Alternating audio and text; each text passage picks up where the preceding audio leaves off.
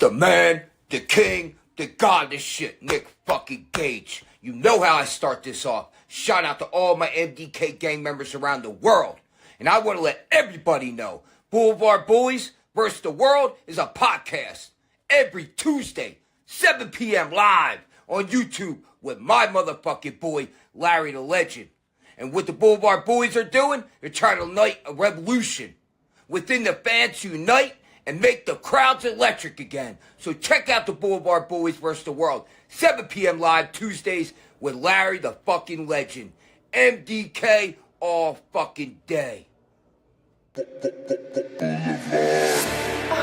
crazy when you burn in hell forever.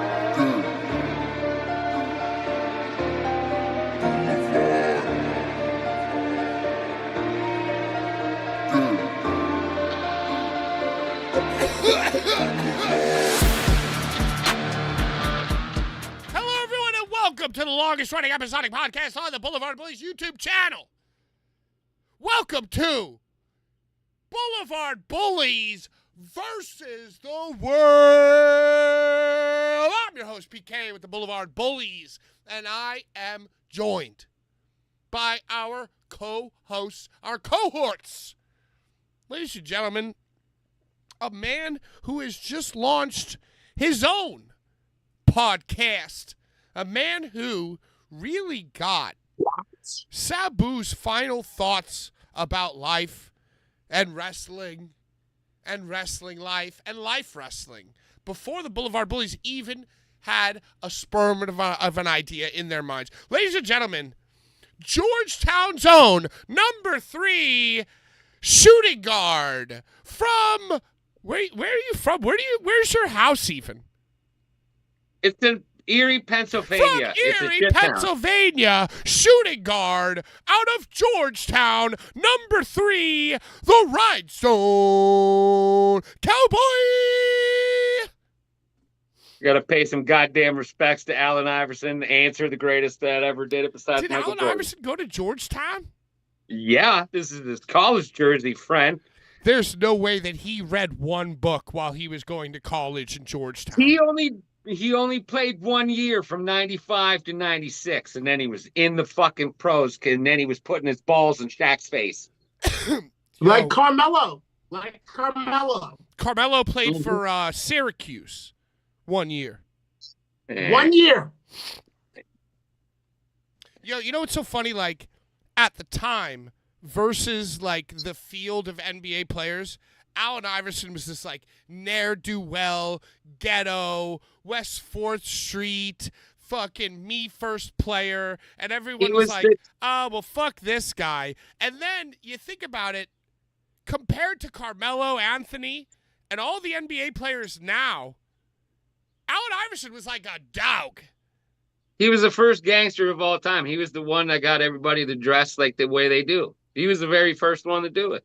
He invented Janko jeans. If it wasn't for Allen Iverson, John Cena would never have worn shorts.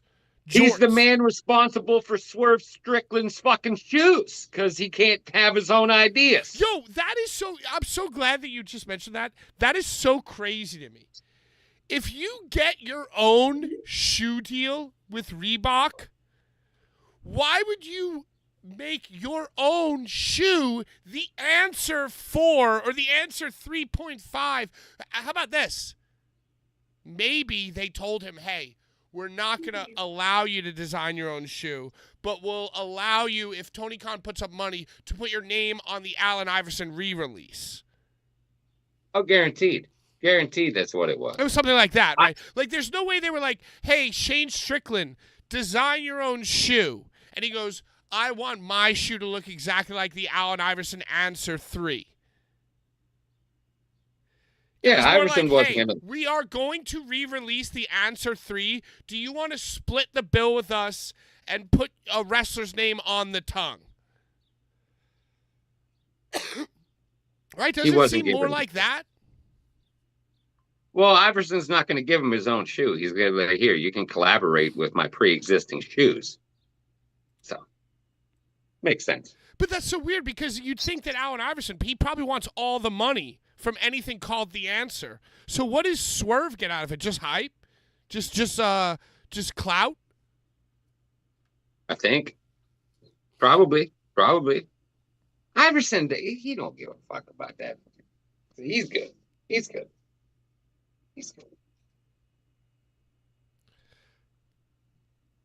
Captain Dave in the chat, shout out. Like what Allen Iverson states, we talk about practice, not a game. We talk about practice. Greatest conference ever, best press conference ever. And the greatest Allen Iverson moment is when he stepped over that dude, yeah? We're not going to talk about his rap career, though, because that was terrible. But Allen Iverson did, like, hit some kind of pull-up jumper, some kind of three-pointer in a crucial moment, and, like, had a choice and chose to step over a man. Yeah. And when he did that, I feel like all of basketball changed. Yeah, he dragged his coach on the floor too, Van Gundy. He dragged him down the floor. Was it Allen him? I don't think he dragged Van Gundy. No, I think he dragged Van I think it was Gundy like on Robert his fucking Ory ankles. or somebody who like grabbed Van Gundy. Was it Pedro Martinez? He grabbed Dom Zimmer by the ears and just flipped him. The good old days when coaches got fucked with. It was a good time. It was a good time back then. Yo, speaking of coaches, you know, Tom Thibodeau of the New York Knickerbockers brought his team to the Final Four, the Eastern Conference Championships, for the first time in 25 years, and they fired him today. The Brickebockers. That's what I heard their name now, is the Brickebockers. I used to love basketball so much. Basketball used to be like my number one sport, yo. It was good when you could throw an elbow occasionally. Well, and it's so funny because every so often during the playoffs surrounding the Knicks, and by the way, when I was growing up, I fucking hated the Knicks, and I hated the Bulls. My two teams when I was growing up in the 90s were the Pacers and the Suns with Barkley. Like, yo, when Reggie Miller hit those threes and fucking did the choke to Spike Lee, that was like the most heel wrestler thing I had ever seen in my life, and I had already been watching wrestling.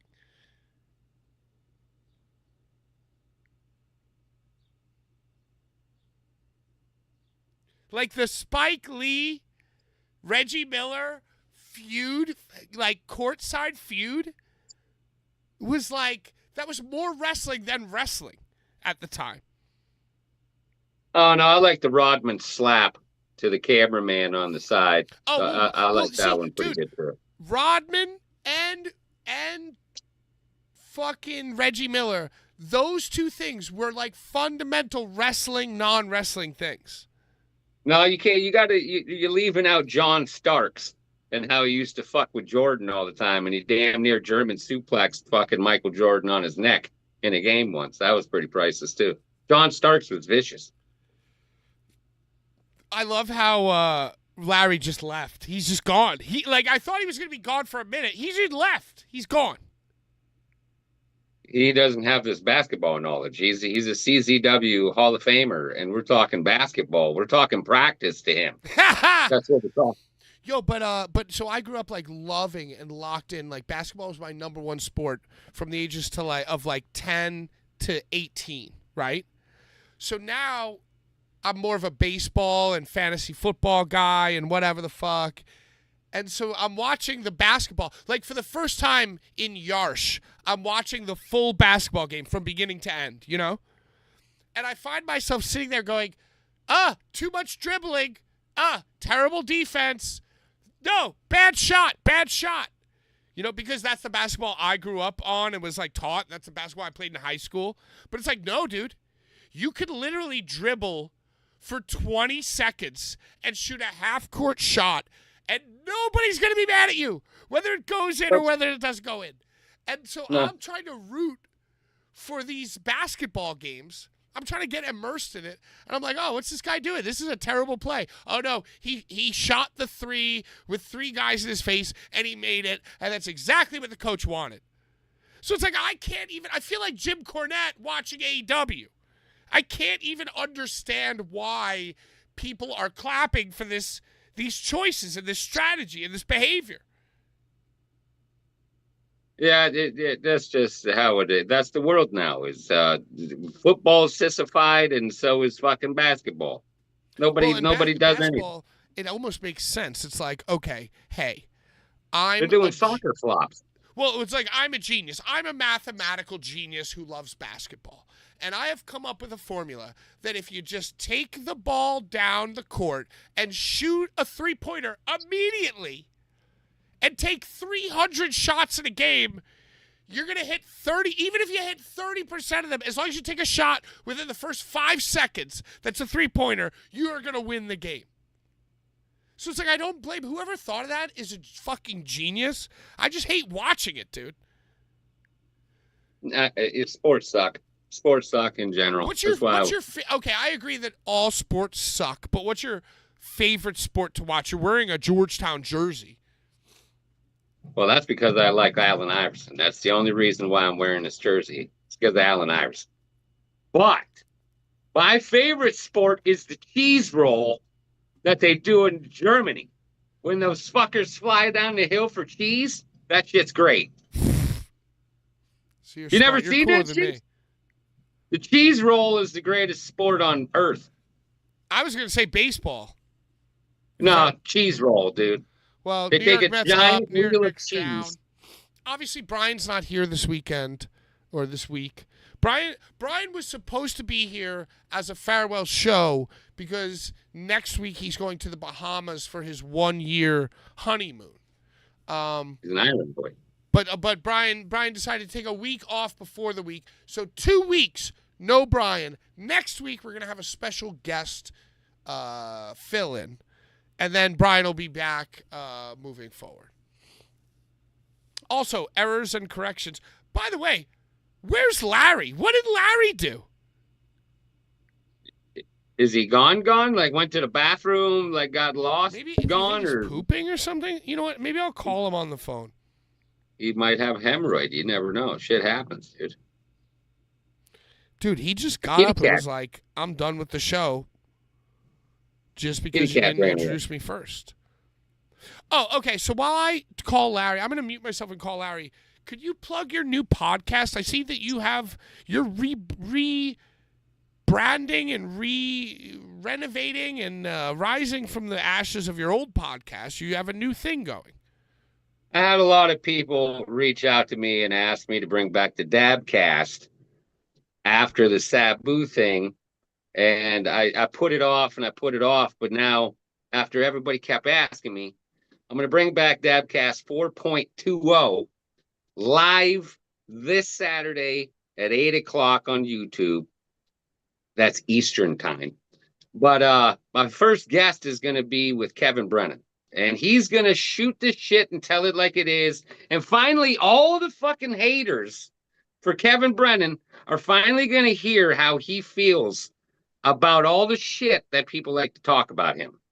I feel like we already did that. I feel like when he was on our show, I asked him if he was a member of the Ku Klux Klan, and we just ended it.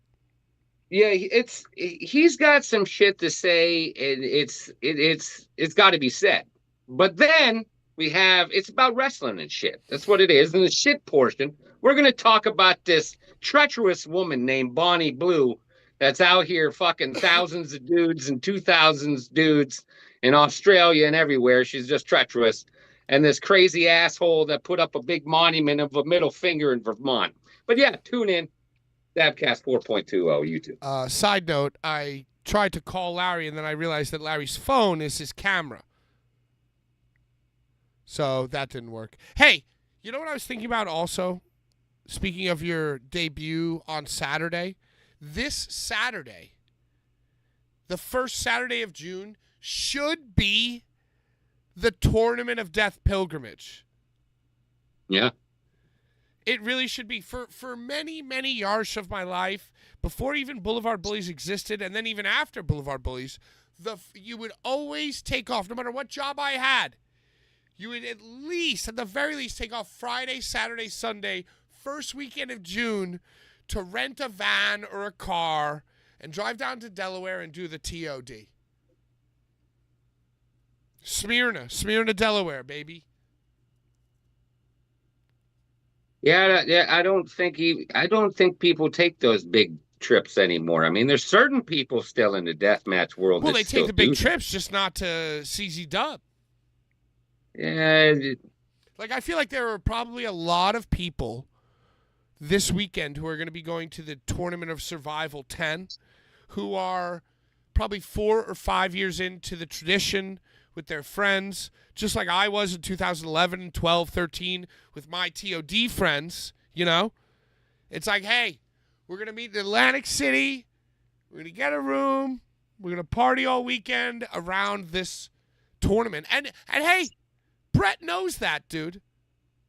Brett knows that the first weekend of June is the cherished deathmatch tournament weekend. So once DJ took his foot off the pedal and allowed that window, of course Brett's going to jump in. First weekend of June, Tournament of Survival, tan. Well, when you were the yellow shirt referee, he thinks he runs everything still. I mean, there's so many tournaments, though, now that you can plan for fucking King of the Kill now. You can plan for Carnage Cup. There's so many tournaments now that people plan to go to. See, it took all that out. But I guess I'm thinking of it more like a I don't know how I'm thinking of it, but to me, it's like, okay, GCW's hot right now.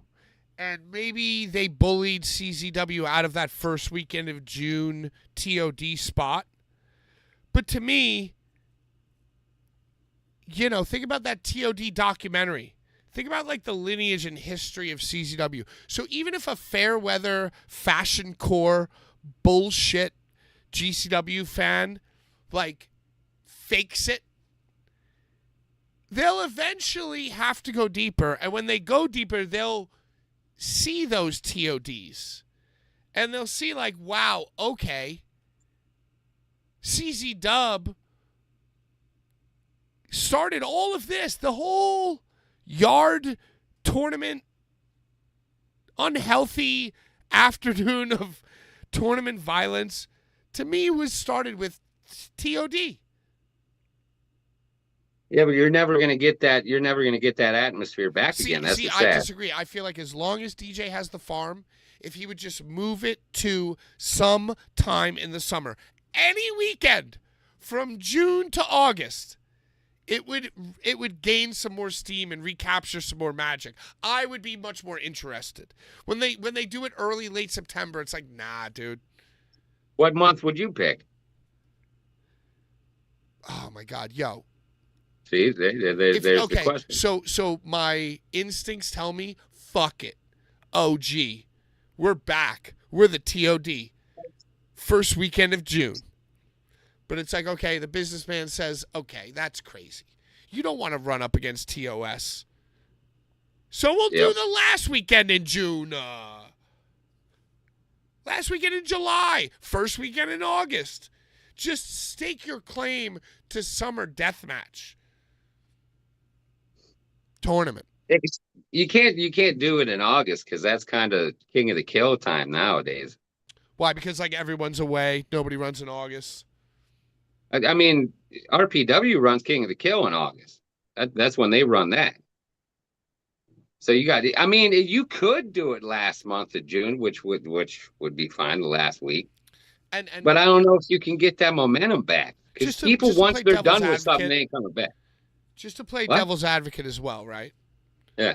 Like, any person who's going to be a new fan of GCW is going to search the names of the wrestlers on those shows, or they're going to search the letters, right? Mm-hmm. And that number of those people far outweighs the people who would type in CZW at this moment in time, right? Yeah. But think about Dark Side of the Ring, Vice, Dark Side of the Ring, Vice, TOD documentary.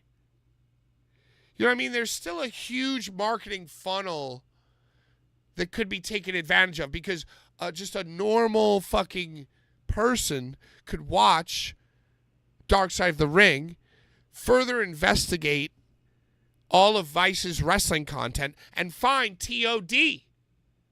Yeah, they did that great documentary Like that before. is that so, that's something still, right? You don't see those anymore either. You don't see documentary style. We're going to the tournaments or none of that shit. You don't see any of that. Well, because they're Which so they're losing commonplace. opportunity on that. They're losing a lot of opportunity on that. Somebody should pull the trigger and just do a documentary for one of these tournaments. Well, I all don't the know why docs more have people already don't. been done. All the words have already been said. Like, who cares about a King of the Kill, Tournament of Survival 10, something, Atticus Kogar 10-year anniversary documentary? Who cares about the documentaries anymore? Everybody already knows everything.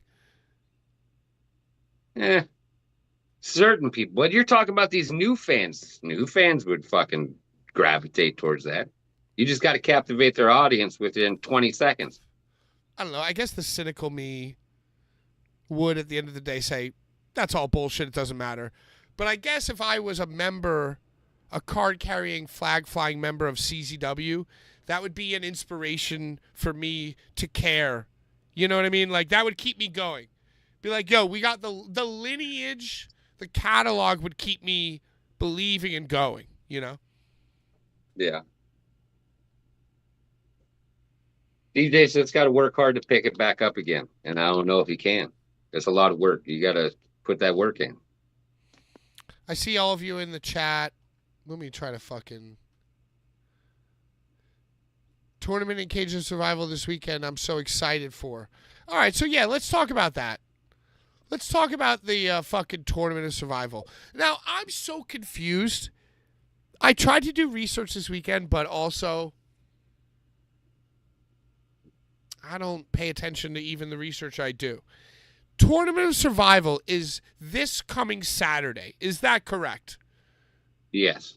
Is the Cage of Survival on Sunday? It's normally the next day, isn't it? I thought it Cage of was. Survival was a separate weekend in August. No, I thought it was the next day. Somebody in the chat knows. It's the next day. I'm calling it. Yeah, I don't know where Larry is, yo. I really don't know. Like, is he trying to make a statement? What statement's he making? I hope that it's that he has diarrhea. But if he's trying to make like a political statement, I'm gonna be kind of mad at him. Yo, so you're telling me that on Saturday it's TOS 10 with this field that we're about to discuss, and then on Sunday it's COS whatever with the JC Dub versus the GC Dub. Wasn't Money in the Bank this weekend too? Money in the Bank's also this weekend. Yeah, what the fuck? All right, so let's talk about this Tournament of Survival. Let's talk about it.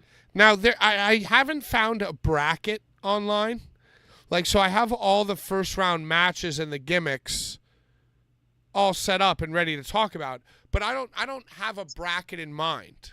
Is there a bracket online that we could view? Probably X, if there was. They don't put anything anywhere else. They always put it on X. All right, so first and foremost, first round, John Wayne Murdoch versus Mr. Danger 2.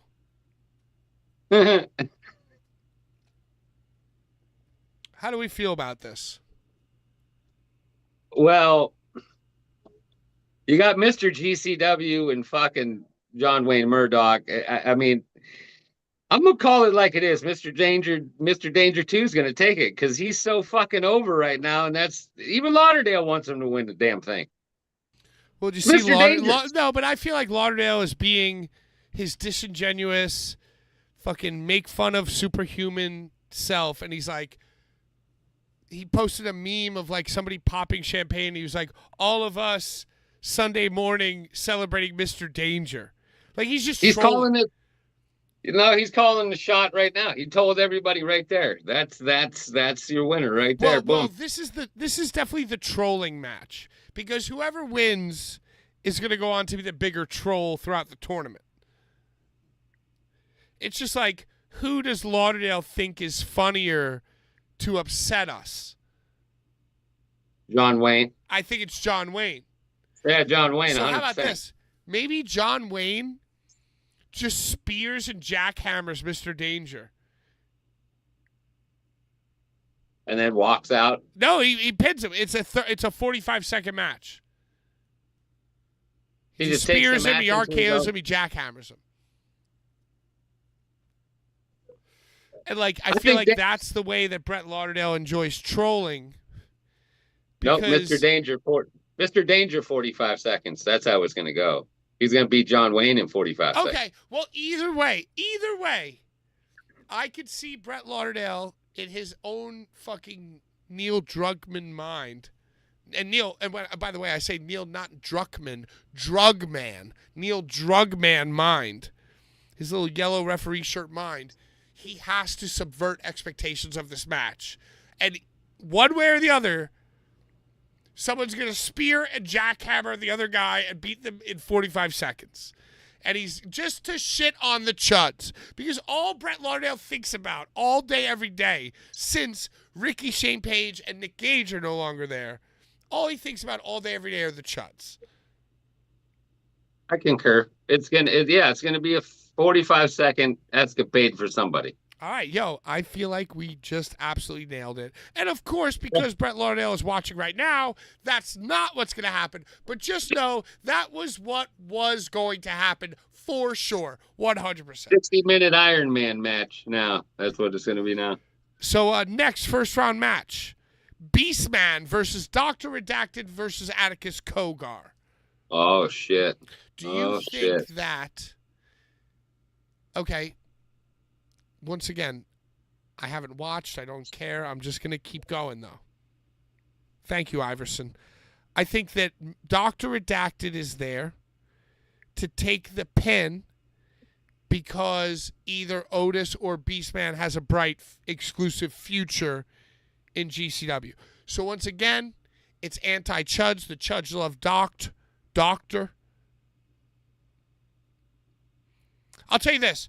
Beastman is taking the pin, and either Doctor or Otis is progressing, and Beastman's there to protect the other one of them. You go ahead. The floor is yours. Damn. All right. I'm calling the easy option because he's hot right now. I'm going to take Beastman, and he's going to cover Atticus because Otis. Every time you see Atticus in that squared circle in GCW, how's it normally end up? Him getting fucked some way or another. No, and why are you thinking about Atticus, you weirdo? Otis, what? It's Otis. Oh, it's Otis. I thought you said it's Atticus. Beastman. Well, I might have. I'm wasted. It's Beastman, Redacted, and Otis. Okay. And so, basically what I was saying is that I just feel like a three-way is an obvious flag and marker that the guy who loses is going to be protected by the scrub. So that's the formula I'm asking you to solve. Who goes over, who's the scrub, and who's protected? Fuck, marry, kill. Beastman, right. Redacted, Otis. The person getting over is Beastman. The person that's going to be the scrub is a Kogar, and it's going to be Otis. And Redacted is just going to be Redacted and how he normally is and over. That's how it's going to go. He can't get no mistake. All right, so I'm confused now. I've confused myself. 1, 2, 3. Beastman, Redacted, Otis. Who completes to the next round? Beastman. I'm going to go Otis. Chase says, I think Tremont is taking the whole thing. Well, it's interesting you say that because Tremont is facing the mystery opponent in the first round. Ultraviolet Championship opening round match. So the Ultraviolet Championship is on the line, and also it's a mystery. Are we calling the mystery person? I mean, everybody thought Nick, and then on the GCW Patreon podcast, they said it was somebody new, which I feel like means it's Nick. It's going to be Cora Jade. However, it's going to be Cora Jade? It's going to be Cora Jade in her very first She's death going to match. have the sable handprint bikini and wrestle in the first round against She's going to be Matt in an Tremont. OnlyFans. She's going to be in an OnlyFans bikini, and that's what's going to happen. God, you know, what you're saying sounds interesting. I might buy that for a nickel. But, I mean, if you were to tell me that they are saying it's somebody new and it's not Nick, and then all of a sudden it was Nick versus Tree in the first round, I could believe that. I could see that. I could understand why that should be a thing. But also, nah. Because if you're going to bring both of them back, why would you have it in the first round? Matt McHugh says, do you think the mystery opponent is going to be Cannonball having his last match? Go out on top at a highly sought-after show. Next guy gets inducted into the Hall of Fame. That's a great, I would write that. Like the Sawyer Wreck treatment. Tree versus Cannonball. Cannonball shows up and shows out, but then gets pinned by Matt. And then the next day gets inducted into the Huff. I'm down with that one. Let's go with that one. Let's just call that one. I like that one. Let's just roll with that one. Because I can't honestly pick the new person that would be debuting. There's nobody else that really has that hype around. Percentage-wise, give me out of 100 percentages, could it be Nick? What chance would it be Nick? Percentages. 78% chance that it's Nick Gage. Wow. So wow. Okay. See, I was going to go like 42. No, I'm going to say 78% chance it's Gage. Wow. Yep. And then they just burn Tree. Then they just burn Tree in the first round, and Nick goes on. Yeah. 50-50 we're seeing in the chat. How do Mystery entrant is Necro with Kevin Brennan as manager. I mean, that'd be sweet. How about Mickey Knuckles? Well, she's in the cage of survival. She's on Team JC Dub. Mickey Knuckles, maybe. Sicko. Sicko's in a cage, but we're going to say Cannonball. I like that one. I like that comment. I'm going to roll with that one. All right, and then also first round, the Bev versus Daiju Wakamatsu. I'm a Bobby guy, so I always pick Bobby. I'm a Bev guy. It's Bev. That's the easy one. That might be the easiest one. Yo, you think Larry's okay? Oh, no. What the fuck? He showed up and then he left. Is he trying to prove some kind of point? Did I do something wrong? I don't see you did that. I mean, normally you announce everybody else and then you end with the big guy, and that's Larry. What's the problem? Maybe his pants didn't fit. I don't fucking know. See, and I would tell everybody, like, message and tweet Larry, but his phone is the camera. He has a camera that receives text messages? No, but I feel like what you're seeing, this feed that you're seeing, is Larry's phone. Larry's phone is the camera that gets text messages. So I feel like he just has his phone on a try in the Zoom app. So if we were to try to call or text him, it's not like he's out there sucking and fucking his friends from London with his phone on him. His phone is sitting right here on the tripod. He has Battleground to talk about. This is not like him. He's a professional. What the fuck is he doing? I'm so mad. This is upsetting. This is truly upsetting. Larry! All right, let's talk about this. I want Texas to hold Instagram. off. I want to hold off on Battleground because I feel like maybe Larry could come back with some boots on the ground. He needs to. I mean, we need boots on the ground.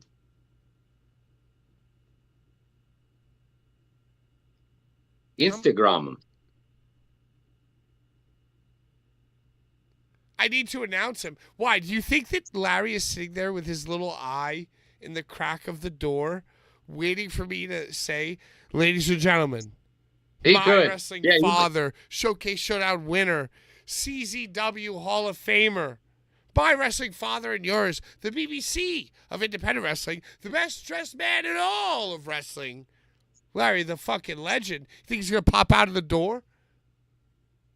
Yeah, but you got to do it with meaning now. Like he's that probably. was- we're talking about these me first players. We're talking about Allen Iverson. Allen Iverson was a special breed, We're talking about and so is Larry Legend. is he imagine We- is his eyeball just right in the crease of that door back there? I hope it is. I'm worried now. Brian's taking a break, and now Larry just showed up and dipped out. I mean, I'd rather like just go to the Bahamas than show up on the show and walk out.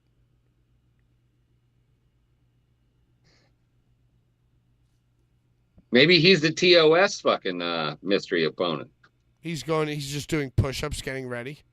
Maybe he could be. Stranger things have happened. Yeah, we can't even text him. Like I just thought, like, let me go to my phone and text him, but no, his phone is the thing that is the vessel for his absence. All right, so man, I hate to do this. You want me to be louder? Larry,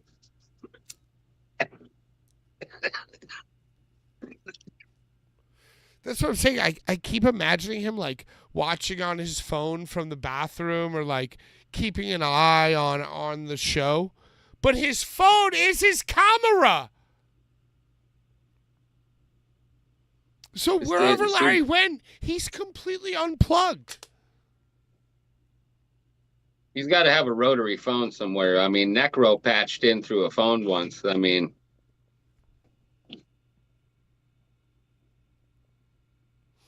All right, so let's get to Larry's favorite part of the show. The winner of this week's contest, which is last week's comments, now put into the we lost Cowboy. We lost the Cowboy. no, I went to get a cigarette. My bad. I'm right here. So the winner of this week's contest is the randomizer of last week's comments. What you win is, hold on, Brian texted to reminded me, a Schlack card and a Vikingo card. So let's read the comments. Rhinestone, are you prepared and ready? I'm ready. They better be good. None of them are really that good. John Richter says, love you guys. Keep penetrating our ear holes hard with wrestling talk. Well lubricated.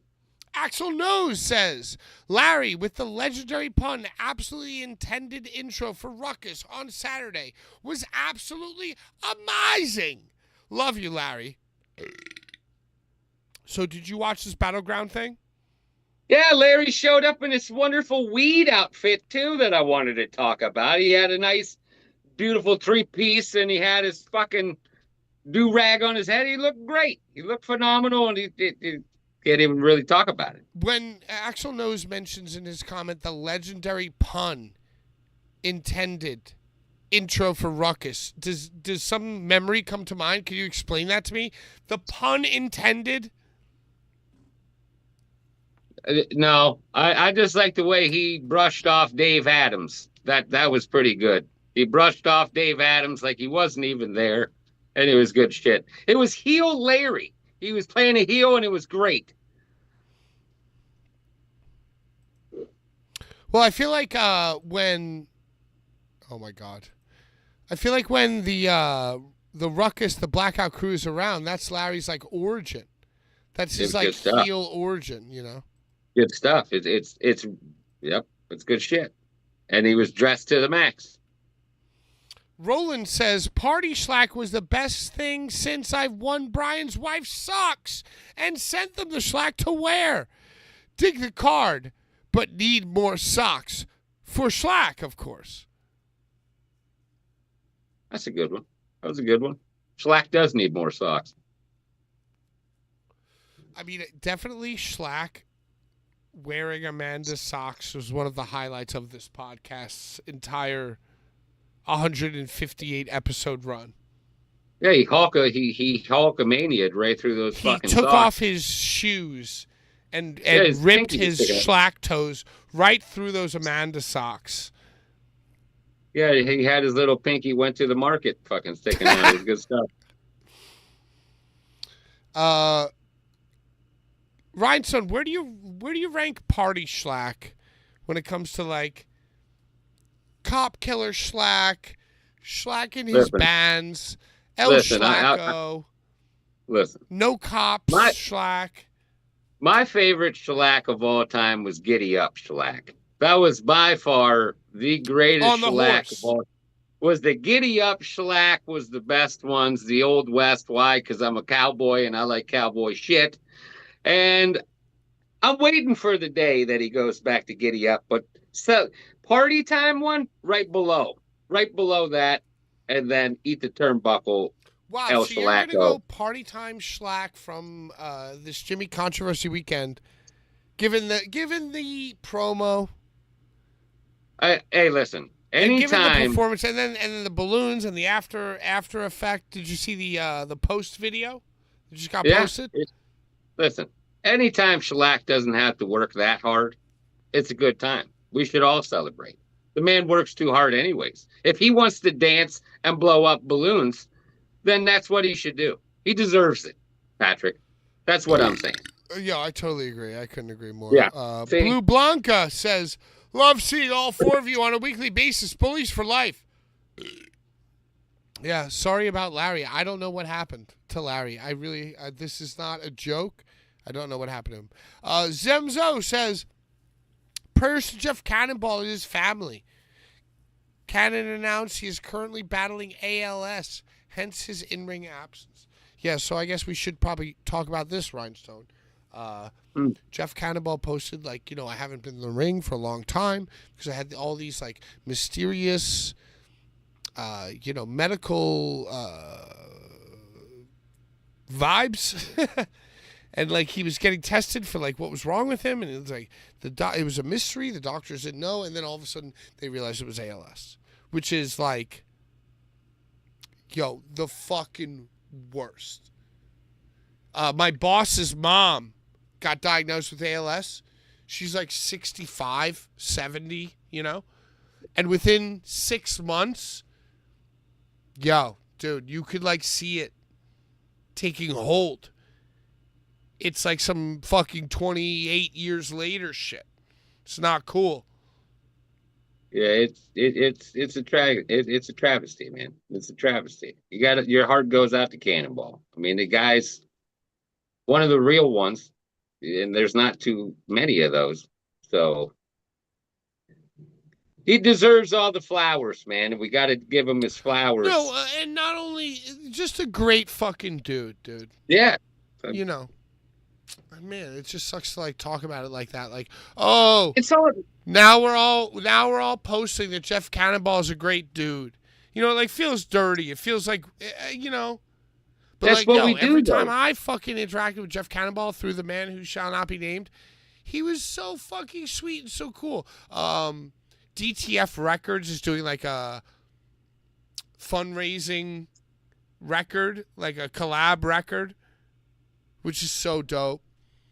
The Meat Locker, I think, is involved somehow. Obviously, Jeff, somebody started the GoFundMe for him, and everybody's like, putting that on. Ricochet pages come out, all this, I guess, like, it seems so shallow and weird, but like, I guess I want to come out and say, yeah, Jeff's a dope dude. Give him money, I guess. I don't know. Yeah, I know exactly what you're talking about. You feel ashamed because when you give somebody praise, anyways, just out of I want to give somebody praise, people call you lame. But no, it's just me fucking Right, like if appreciating. you do it when they don't have a terminal illness, you're a cock, you're a dick rider. Yeah. Like, look, for instance, let's use Sabu, unfortunately. Everybody's still posting shit about him. Like, why didn't you? People used to call him a fucking racist and an asshole. What happened to those people? Now you want to talk nice about him? Like, people got to flip the script a little bit, Well, man. yo, not to even get too personal, but dude, I don't know. Every funeral of every family member or even like friend who died too young that I've ever been at, I just can't help but look around and be like, yo, I fucking hate this shit. I hate like the business and the social bar and like rat race of like death and grieving. You know what I mean? And I feel like a lot of people grieve selfishly and publicly. And I feel like the internet has only made that so much worse, you know? It's glory hounds. It's glory hounds. About even Matt Cardona, right? Matt Cardona goes like, oh, you know, what's like that little rubber figure you can get from Big Rubber Guys?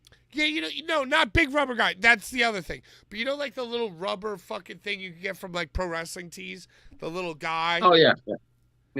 Right, Matt Cardona's like, oh, I know that I shit on this in the past, but now I'm gonna, support this because I think it's so cool that Sabu wore a white suit in his final match. So then when you buy the collectible of him in the white suit, you know that's the one. But like what he neglected to say is that's the one that Joey Janela killed him in. And like you think about the fucking toxicity of the government and the fucking big businesses, take that vibe and minus it 1,000% revenue. And that's the way that Matt Cardona and Brett fucking Lauderdale and all these guys act. They all act like they're the $100 Jeff Bezoses. I mean, yeah. I mean, you can look at it that way if you want to. Well, it's like, and God forbid, the only people that ever spoke out in an intelligent way about the Sabu situation are ones who don't have a financial stake in the game. Everybody who like supported it, RVD, Matt Cardona, all these motherfuckers, they have more business to transact. So of course they're going to take the fucking Snowball McDonald's fucking take on it. Where the fuck is Larry? Larry! Hey! Larry! He'll pop up in the comments like he normally does. Eyes in between that door crease. Well, he has bad internet. Maybe his internet's fucked. Yo, do you think he did like a speed thing? And he's just looping the footage of the door cracked open, but he's actually sitting right here judging us? Could be sitting here. He could be sitting here right now, and we just don't know it. He could be. Paranormal shit. I don't know. What else do you want to talk about? Who do you think is going to win Tournament of Survival? Point blank, death winner, survivalist. I'm going to call Beastman, but logically Mr. Danger. But Beastman is my choice. I'm that's going who I Tremont. want. That's what everybody's picking. I feel. R-Truth was released. Oh, God. Yep. Now, where's Larry even more now? Larry! He wants to talk about R-Truth. What's your fucking deal, dude? There's a lot of topics Maybe going his on. screen froze. He's actually sitting here trying to talk to us. I feel like you would have texted me about it, though. I don't know. Maybe somebody, I don't know. I'm worried. I'm highly worried now because now you got me worried. Yo, so they released R-Truth. R-Truth like a thief in the night. Right after his Ron Cena Saturday night's main event masterpiece. They must have knew prior that Truth was getting released. They had to have. That's why they gave him the Cena match. I feel like they all knew. I feel like Cena, Truth, and everybody knew, and I feel like everyone was okay with it, and I feel like the only people who aren't okay with it are the fans. There's some actual WWE talent that are actually furious about Yeah, this the shit. marks. Yeah, The pretty fucking much. WWE talent who are marks. The high-end people aren't fucking sweating or stressing. Truth ain't stressing about it either. The Truth fucking he made the announcement before he was even released. Like he knew what was going on. He's like, I'm gonna be fine. I'm gonna go make music and I'm good. That man's got a comedy career. Truth's got anything he wants to do. But if you ask me, I would like to see him come back and be a fucking complete heel and be like the old Ron Killings in apparently TNA. that's the new headline this afternoon. This he's evening.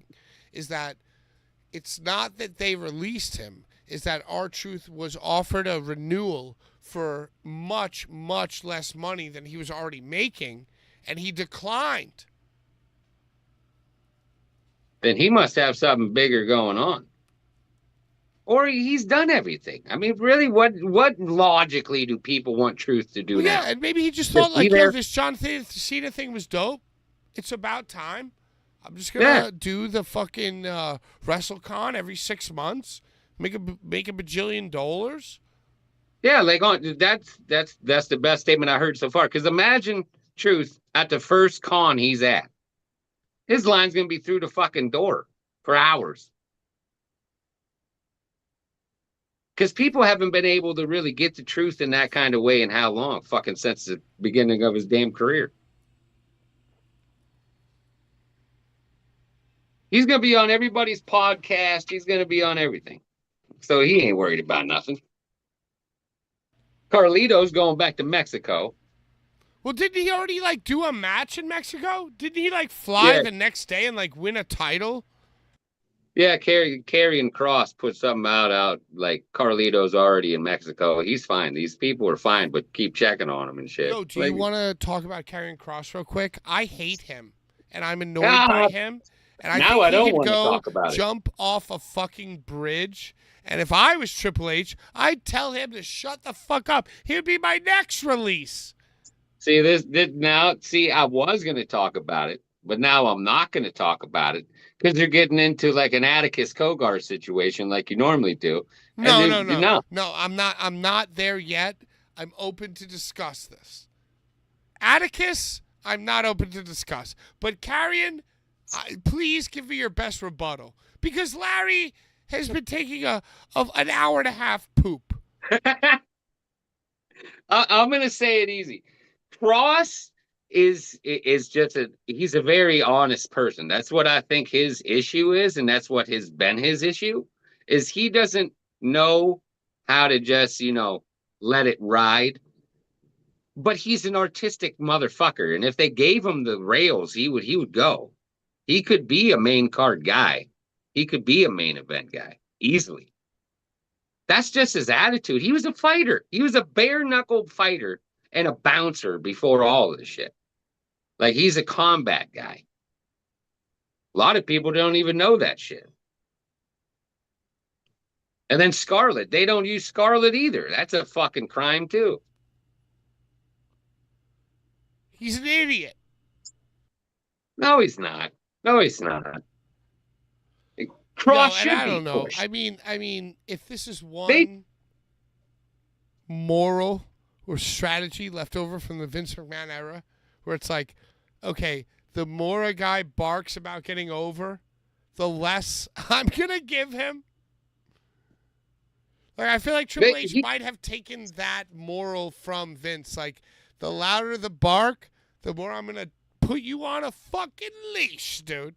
Well, he was a Triple H guy, so none of that even makes any sense. Cross was a Triple H guy. All this stuff now. There are fans starting to get disenchanted by the last year of WWE booking, saying that like Bianca was amazing under Vince, like that Triple H fumbled her in NXT, but that Vince elevated Bianca in WWE, and now that Triple H is back in charge, Bianca's floundering. Same thing with Austin Theory, misused in NXT. Vince gets his hands on him. He's, the egg. You hold the egg. Now all of a sudden it's like, it's like Triple H, they're saying online, has a vendetta against these Vince chosen ones. So now R-Truth, Vince said R-Truth has a contract for life. They're all going. And now like it's like Triple H saying, nah, he don't. They're all going to 14th and 1. That's where they're all going. They're all getting ready to go to 14th and 1, which is the Vince gimmick. Yeah. Okay. I hate that name. H is in the know because they have Thanksgiving dinner together, right? Yeah, that's weird. And that's he goes, so okay, odd. I'm going to release the core pillars that you will build 14 and 1 over. That's how it's got. Can you imagine a Christmas dinner with that shit? It's got to be the weirdest exchange ever, just sitting at that table. Unless they're all fucking Nephilim serpent Illuminati, then it's a brilliant dinner of sucking on adrenochrome. Very possible. Or that blue drink. What's that methylene shit that they're drinking? That blue crap? I'll tell you this, dude. There is nothing I want more than for Vince McMahon to start a third wrestling promotion, dude. With like R-Truth and it's gonna happen. Cora Jade. It's gonna happen. Yes. That's what I want. It's gonna be the Wild West. And then Tony Khan's just so gonna be bad, there. dude. And then and that's why Khan's Miz and Gunther took their fucking WWE shit off their page. They're going with Vince, dude. So Vince's company is gonna be Cora Jade, fucking Shotzi, Gigi Dolan, Karrion Kross, The Miz, R-Truth, Gunther. It ain't gonna be Kross. Third thing, dude. It ain't gonna be Kross because they'll get put back in the shredder mask again, and that's not gonna work. Yo, I want that more than anything, honestly. He was in the Sultan's mask. Because, it's so funny. Like, when AEW really started, COVID hit so quick.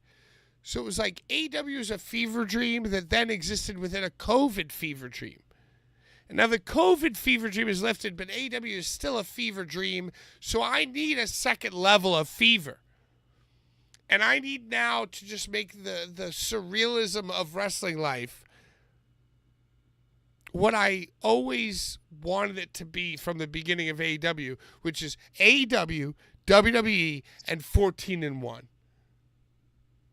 14 and 1. I don't know how I think that name's going to change at some point.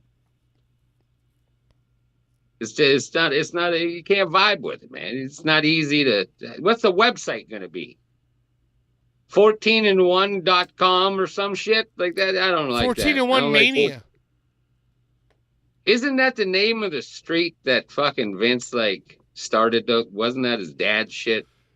Yo, I would make it 1V and 1. I would make the 4 a V like Vince.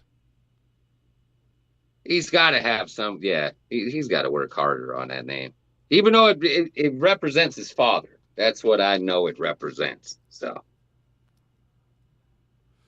I need more fever and less cowbell. Well, no, I can always use more cowbell. We can always, both of us. Yeah, you got to have cowbell or you're not doing anything. All right, let me. God damn it, Larry! What's his fucking problem, dude? You got too baked or too many White Claws. I don't know what happened. I mean, I feel like at this point he's definitely asleep. Maybe he's still part of blackout right now, and he's definitely blacked out. Yeah, he's proven a point. He's proven a point that blackout's here. It never stopped. You know, the thing is, you can't get mad at him or scold him because then he'll just quit the show. I'm not scolding Larry. I tried to at Carnage Cup 14, and that didn't work very well. You tried to scold Larry at Carnage Cup 14? I was told by my production leader to tell Larry to keep going through the commercial break, and Larry didn't even have a microphone that was working. So he proceeded to look at me and tell me, fuck you, I'm not going to keep running and talking to people when I don't even have a working microphone. So until that works, go shove your comments up your ass. So that's how I first met Larry there live. That's what happened. He yells at you all the time, so you're used to it. You know, he never used to yell at me in person. Well, when you're podcasting, shit happens, and you know. Well, that's why I was a little upset about Brian going on vacation, because usually Brian gets yelled at by Larry. But then once Brian wasn't here, and by the way, hold on, let me read my phone. Get to my phone here. Oh, by the way, Larry, if you could hear what I'm saying, I'm so mad at you. What's up with the giveaway thing, though? We gotta pick somebody. Oh, did we read all the comments? I think we did. I don't know. Hold on, I'm gonna pick the ones. Who's picking? You gotta pick. No, I got it. I did the randomizer. Hey, there it is. Miss Green, Miss G Green wins the giveaway. What was the giveaway? Hold on. A pair of socks. No, it wasn't the socks. It wasn't the socks.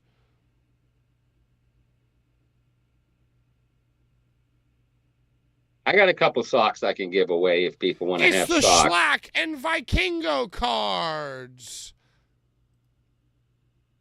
You can get them graded and put them on your mantelpiece. Get them graded. You get a C. You can get a C and put them on your mantelpiece. Get a 6.5 and put it on your chimney mantelpiece.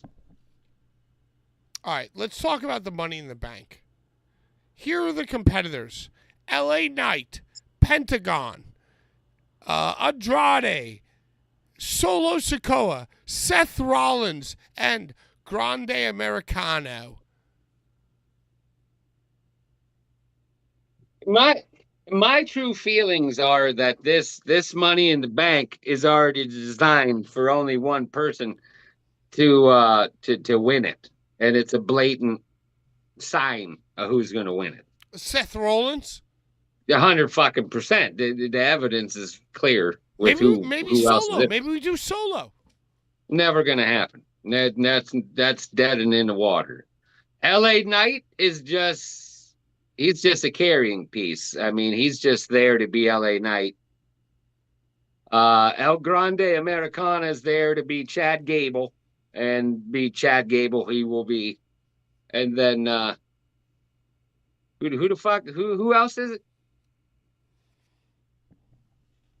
Andrade. I love Andrade, and I hope the best for that guy one day, but he's just not going to ever get pushed. Ever. LA Knight, Pentagon, Andrade, Penta. Solo Sikoa, Seth Rollins, and Grande Americano. Penta was the last one I left out, and he's just doing cool fucking promos with fire behind him. But other than that, they're not going to push him yet. So it's a blatant Seth Rollins. See, I feel like everybody knows it's going to be Seth. But Seth with Paul and his new little faction, he don't need that briefcase. I feel like it might be Solo, because Solo can squirm his way to the top and then use the briefcase to like readjust the bloodline and get Jacob Fatu kind of back on board. And like now everybody's following Solo. Solo's important again. And then we can blow it off and Jacob Fatu can fucking betray him and like, you know what I mean? Well, oh, yeah, your briefcase needs out there. Yeah. Well, here's Maybe my... it's the title versus briefcase now. Jacob Fatu has both. That's a good one. That's a good one. But this is the best one. This is mine. This is mine, and this is how I'm thinking. Fuck you, Larry! Yeah, well, come on, Larry, legend. You're a legend, damn it. And your legends show up. But hey, El Grande Americana has been working with Seth Rollins for quite a while now. People seem to forget that. He's working with Seth Rollins. How do we know that Chad Gable is not designed to just get this briefcase and then give it to Seth? Maybe El Grande Americana is going to win the whole thing, and then he reveals himself. Yeah, but El Grande Americana has the stupidest. He has the stupidest fucking gimmick I've ever seen, which is like he puts the metal plate in his mask. That's so stupid. It's so dumb. It's the dumbest shit. I love it, Patrick. It's cheesy and it's corny, and I like cheesy wrestling sometimes. You're so right. It's so wrestling. It's great. It's great, and if you like wrestling, then that's what you like, is this buffoonery and Stone Cold Creamery shit going on. It's what you like. Oh, my God, Stone Cold Creamery. I will walk away right now and go get a birthday party remix. I like their peanut butter mudslide thing. Oh, well, dude, I mean, anything. Because they take the fucking creamed fucking frozen cream and they mix it and chop it with whatever topping you want.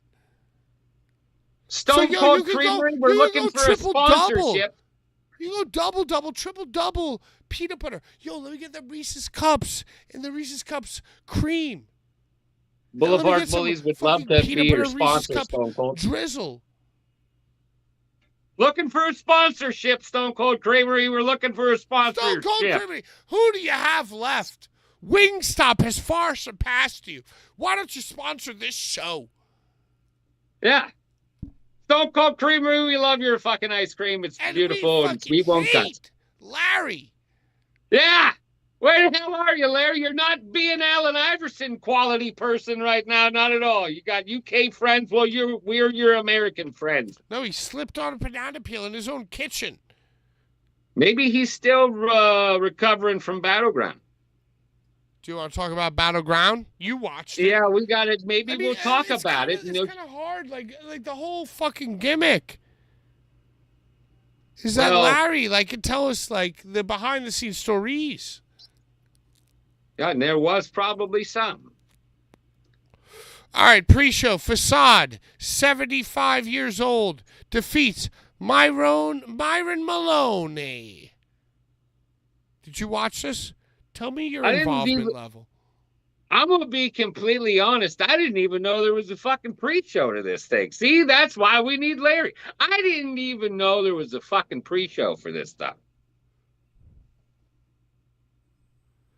And Facade is 75? What about Crowbar versus Matt Tremont? Seen that. Listen. I've seen a lot of people saying Crowbar is Bar, which I don't agree with. I love Crowbar. I think he represents everything that's right in the world.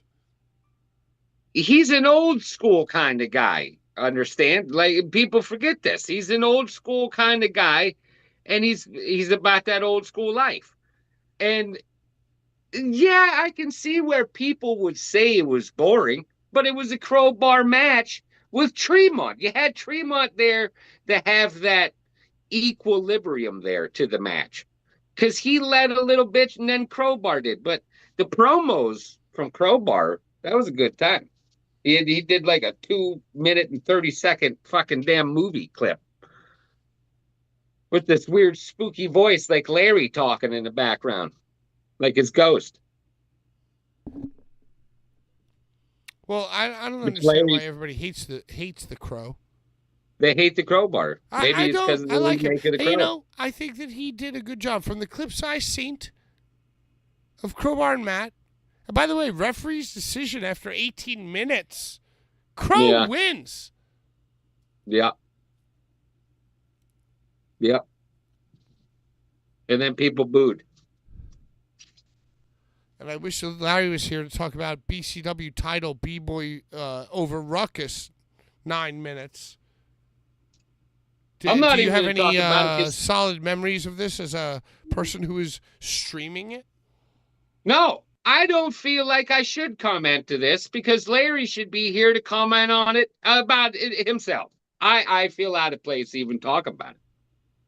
Yeah, it probably sucked. Yeah, we're going to move on from that. I've also heard that Masada versus Jinder Mahal absolutely sucked. And that was the weirdest. That was the weirdest fucking exchange I've ever seen. I didn't watch it. I didn't watch it. But I'll tell you this. Jinder Mahal was out there flinging F-bombs like I've never heard him before. He was just out there fucking everything. Oh, he was fucking everything. Like, literally. He was F-bombing everything, and then they had a little bit of a match, and then Jinder just walked out. So Jinder didn't take the skewers. He kept saying, no garbage wrestling of any kind. If any of that happens, I'm out of here. You didn't even see the skewers until Mahal was gone. It was a weird match. By a count out. By a count out, Masada won. That sounds horrible. Dumb. It was dumb. But and I know Masada's probably that I support Battleground Championship Wrestling 2300's consistent use of Masada. So even if maybe they overthought it and maybe tried to appeal to all the talents, make sure that everybody was feeling good, even though it maybe might have been a dud for the fans, I think I want to take a step back and just appreciate that Masada has a consistent home, which, if you watch Masada's post, he goes, I believe in these people, they believe in us. And even he said, he goes, yo, me and Nick Gage, we have our differences. But the fact that Battleground wanted to hang his shit up in this rafters of these arenas, I respect that.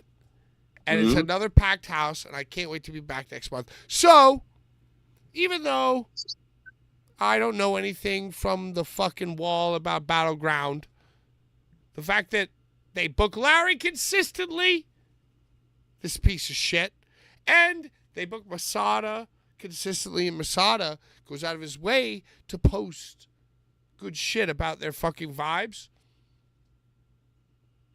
It's like Sting, the music that he makes. Anytime you can see the happiest man. Anytime you can see the happiest man on the face of the earth. I respect that. Yeah. The Battleground, and then in Battleground, there was this weird exchange of Joel Gertner with the 20-minute promo that never really happened. It was fucking weird. I wish Larry was there for that, because that was just probably weird back there. Was Larry just in the back taking water while Joel Gertner took over?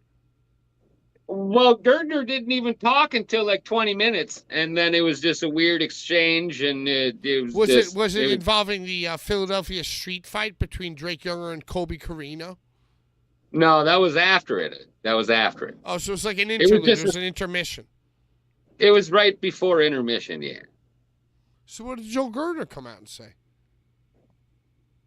Joel Gertner came out with Tim Adler, the owner and operator of Battleground, and they had this little thing about how he was going to fire him and all this shit. And then it was just a terrible fucking segment that should have probably never happened. And then they let in intermission, and that's when the good shit happened. And by good shit, do you mean the Drake Younger versus Colby Carino street fight? That was the match that stole the night. That was the match that stole the night. That was your favorite match of the night, even over Masada, even over Schlack and Shane Mercer, even over Nick Gage. You're telling me this match, Drake Younger versus Colby, stole the evening for you? Stole the show. Match of the night, 100%. Colby Carino, I wish I could say and agree to myself that when I see him, he looks like Steve Carino's homeless son. But he just looks like a weird, ugly duckling truck stop reject. Yeah, but he shows got up sober and he too shows early. out. But he shows up and he shows out though. That's what you gotta say about You it. telling me that he showed out versus Drake? That's what he did. That's what I'm telling you, Patrick. Now, was it Match of the Drake? night. Was it Drake? I mean, Drake, he builds ships and highways and byways of America. So, of course, he carried Kobe Carino to championship status. No? Well, I don't think anybody carried anybody. They both knew how to fucking perform with each other. And they went out there and They were equally just, okay. they were meant to scrap, Patrick. That's what I'm telling you. Maybe like us and Larry, we might be scrapping. Oh, I can't wait for the show to be over. I'm going to send Larry a voice memo that he never, I swear to God, But why do you doubt my pick of match of the night? I There don't. sounds like you're I'm just doubting playing it. devil's advocate. Oh, okay. Schlack is back in action. Now, this is so interesting because Schlack tore his groin. We had him right here on the show for episode 150, talking about how he was going to Bohemian Grove and sucking and injecting adrenochrome and dead babies, live, living, soon-to-be dead babies, adrenaline right into his veins to do squats at,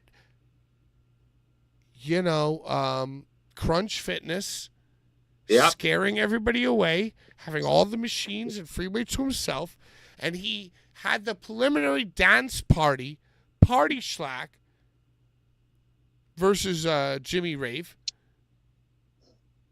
Yeah. Not Jimmy Rave. Jimmy Rave's dead. You know who I'm talking Controversy. about. But anyway. Controversy. So now, all of a sudden, Schlack, he fixed his groin. He killed the other dude. He's here versus Shane Mercer. We're going to talk about this match because Please do, because I didn't watch it. It was the second match of the night because I'm going to pay credit to Shane Mercer because everybody should. That man is a fucking animal, and it's a damn crime that he is not on national television every fucking day. Shane Mercer, and the fact that he was throwing around Shellac like he was a rag doll. Shellac took more bumps than I've seen him take in a long time. He got brutalized by Mercer, but he came out on top. It was bloody. It was a bloody match. They were smashing each other with fucking doors. It was a good time. You should go watch it. I'm not gonna, but I love this for us. Yeah, well, you're on that shit right now. Larry pissed you off. Hey, happy to see that Schlack is back. That was a good. He was before he did his thing, man. Now, what was the most like? Was there a moment in the match that Shane Mercer threw Schlack around like he was Fuego del Sol? Like, he did the fucking moonsault and battery to Shellac. With and it Schlack? was crisp. Yeah, he did the moonsault and battery. Why have I not seen that clip? Yeah, that should be clip? everywhere. I've seen all these clips from all this battleground fucking bullshit. If you're saying that happened, I have not seen that clip. Where was Larry? He literally did the moonsault and battery to big ass Shellac on the top rope like it was nothing. Shane Where's that Mercer, clip? I need to see that clip. Where is the $40 million contract for Shane Mercer? That's the real question right now. It's a fucking crime. What do you want? If you could write Shane Mercer into the mainstream, where would you put him? AEW, NXT, Evolve? He's going right to the top of Raw, dude. He's going top. right. You're crazy. Okay, so who does he moonsault and battery on Raw to like make a statement? Bronson Reed, top rope. No, he could never do that, dude. Bullshit. Schlack is 55% lighter than Bronson Reed, dude. Dude, listen to me. Shane Mercer could fucking squat Thanos and Hulk at the same time. You're bugging. No, I'm not. I'm not. I might fucking disappear like Larry Legend if you doubt me one more time. I'm You know telling what? you Maybe that right that's the now. way we should end the show. Maybe we should end the That show man, all disappearing like Larry Legend. Shane Mercer is the new Brock Lesnar. That's how I would book him. He's the next big thing. The next Nazi thing. What the fucking going on this Sorry. Damn it! I can't help it. Because Brian's not here. I'm trying to hold this together for Larry right now because I know you're over there just inside your mind right now. How Probably. dare you, Nick Gage and Phil Insane? I saw you online. Oh, Gushing, sucking, and prodding and milking this match for all it was worth. Is Phil Insane a personal family member or friend of yours? He's a very good friend of mine, and I'm the man that is responsible for naming him the Picasso of Violence. I started his career on color commentary of Battlefield Pro Wrestling, and I'm proud of what Phil's doing. That's why I'm hyping him, because he should get this credibility. He deserves it. So I will hype him up. I might be his manager one day. You never fucking know how it might work, Patrick. What would you wear if you were a manager? Would you go more Jimmy Hart cowboy, or would you go more like corporate cowboy? I'm going to go more like cocaine cowboy. That's what I'm going to be going. Like a... So more of a Jimmy Hart. Buddy. More of a Jimmy Hart. Like you would have you would have the tinted glasses. Yeah, tinted rose fucking gold glasses, looking only as slick as I can. Yeah, with a fucking violent person next to me. But I will say this. The match was not what I expected, but it was Gage's night. So it was good for what it had to be. And it was good to see Phil Insane in a match with Nick Gage. That's what I'll say. So what? This was like for a Gage, like I'm in shape kind of display, like I'm rocking, I'm ready to go type of holler at me match. If I was to be honest about it, it was let's get this new monster that has a good vibe to him. Let's get him over. Let's get him some shine that he needs to get, and then I'm going to get my shine, and I'm back again. And I'm going to be at the Tournament of Survival, 78% chance. Dude, no way he's going to be at Tournament of Survival. There is no shot. I know some things, but I'm not going to speak on it yet because I'm not allowed. But that's why I'm saying 78%, Patrick. And you know what I'm talking about, and you're being a good guy, and you're not going to say it either. But I know some shit. I literally have no idea any inside info. I don't care. I don't think. The most research I did this evening was to make sure that Tournament of Survival was this weekend. It's this weekend with Money in the Bank. Who's going to win Money in the Bank? El Grande Americana. I didn't even think he was going to get a slot in the Money in the Bank. I thought that was Seth. a two-way for Seth's going to win. CM Punk's going to screw over Seth. Can we both agree that Rhea Ripley is going to win the Money in the Bank of the women?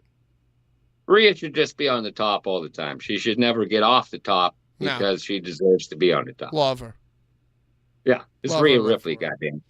All right, so, the winner of the fucking giveaway was Miss Green or Miss GG Reen or something. So just message us on Blvd Bullies and let us know that you won the thing. Brian's going to send the thing. Next week, Brian is not going to be here, so there's not going to be a giveaway. We're done with the giveaways. Everything else is in the mail this week.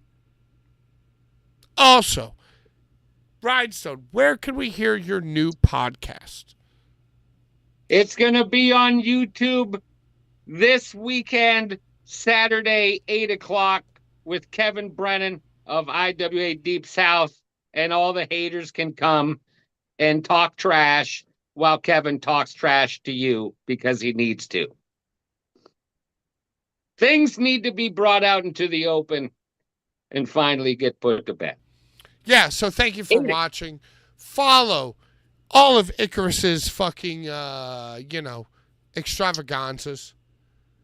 Make sure to unfollow Larry on all social media platforms. Like, comment, share, subscribe. And by the way, there's no giveaway. If you want to just comment and have your voice be heard and read out loud next week, which is going to be me. It's going to be Rhinestone. There's definitely going to be a special surprise guest.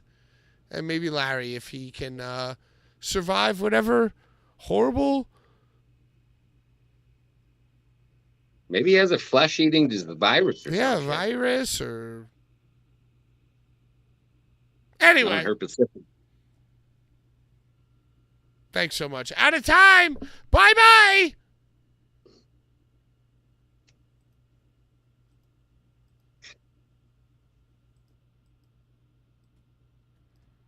Whatever.